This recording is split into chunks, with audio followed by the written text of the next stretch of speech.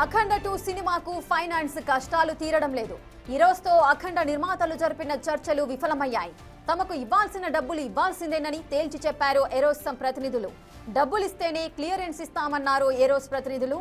దీంతో ఇప్పట్లో అఖండ 2 విడుదల కష్టమేనంటున్నాయి ఈ సినీ వర్గాలు. అన్ని సెట్ అయితే క్రిస్మస్ కు రిలీజ్ అయ్యే ఛాన్స్ ఉంది. అఖండ 2 రిలీజ్ వాయిదా పడటంతో బాలయ్య ఫ్యాన్స్ నిరుత్సాహంతో ఉన్నారు.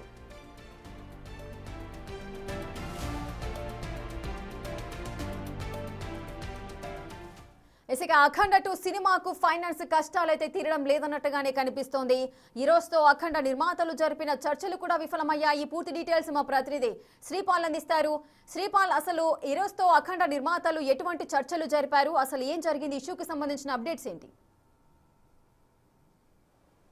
రేఖ, నిన్నటి నుంచి అయితే అఖండ సినిమాకు సంబంధించి సర్వత్రా ఒక నెలకొందని చెప్పుకోవచ్చు. ఎందుకంటే నిన్నటి నుండి సినిమా ఇప్పుడు అప్పుడు రిలీజ్ అవుతుందని చెప్పుకోవచ్చు. సినిమాకు పెట్టిన క్యాప్షన్ ప్రకారం తాండవం అయితే చేస్తుందని చెప్పవచ్చు తెలుగు ప్రేక్షకుల మీద. ఎందుకంటే గంటకి సర్వత్రా ఉత్కంఠ అయితే రేకెత్తిస్తుంది.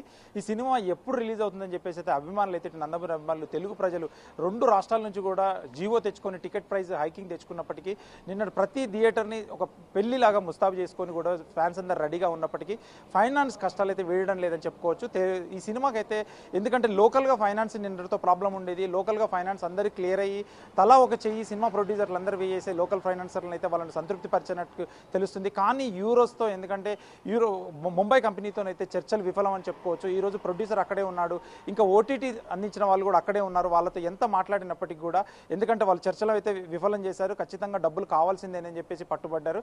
అయితే ఈరోజు సాయంత్రానికి ఒక కొలిక్ వస్తుందని చెప్పేసి చాలామంది వేచి చూశారు. ఈరోజు సాయంత్రం ప్రీమియర్ ఫస్ట్ షో కానీ సెకండ్ షో కానీ ఖచ్చితంగా రిలీజ్ అవుతుందని చెప్పేసి అనుకున్నప్పటికీ ఈ సినిమా ఇంకా రిలీజ్ కాదని చెప్పేసి కూడా అక్కడ చర్చలు విఫలమై చెప్పి అక్కడ నుంచి లేచి వెళ్ళిపోయినట్టు తెలుస్తుంది.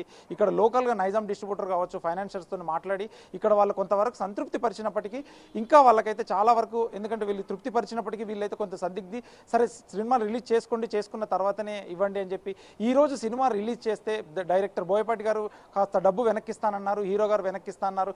ఇంకా చాలా మంది ప్రొడ్యూసర్, చిన్న నిర్మాతలు, కొంత మీడియం నిర్మాతలు కలిసి, కొంచెం పెద్ద ప్రొడ్యూసర్స్ కలిసి కూడా ఈ సినిమాను మనం ఎలానైనా గట్టెక్కించాలి. ఎందుకంటే ఈ సినిమా రిలీజ్ అయితేనే టాలీవుడ్ భవిష్యత్తు సంక్రాంతి సినిమాలపై ఆధారపడింది. ఎందుకంటే మనీ రొటేషన్ పద్ధతిలోనే సినిమా ఇండస్ట్రీ రన్ అవుతుంటుంది. ఇప్పుడు ఈ సినిమా రిలీజ్ అయితే, ఎందుకంటే క్రేజీ కాంబినేషన్, దీనికి కొన్ని కోట్ల వ్యాపారం జరుగుతుంది కాబట్టి దీనికి ఒక 200 కోట్ల వరకు వసూలు చేపడితే ఖచ్చితంగా ఆ సినిమా 25వ తారీఖు వచ్చే క్రిస్మస్ సినిమాలకు డబ్బు చెల్లించి మళ్ళీ తీసుకుంటారు. మళ్ళీ మన సంక్రాంతి సినిమాలకు పెద్ద సినిమాలు ఉన్నాయి, 6 సినిమాలు పెద్ద సినిమాలు. ఖచ్చితంగా ఆ సినిమాలు, ఎందుకంటే ఒక 1000 కోట్ల మేర సినిమాలు బడ్జెట్, ఆ 1000 కోట్లు కూడా ఇండస్ట్రీ నుంచి రావాలి అని అంటే ప్రజల నుంచే రావాలి, అటు పబ్లిక్ నుంచే మనం డబ్బులు వసూలు చేసుకుని థియేటర్ల నుంచే పేమెంట్ వస్తే కానీ సినిమా రిలీజ్ చేయలేని పరిస్థితి పెద్ద సినిమాలకు కూడా. ఎందుకంటే ఈ సినిమా మీదనే ఆధారపడింది.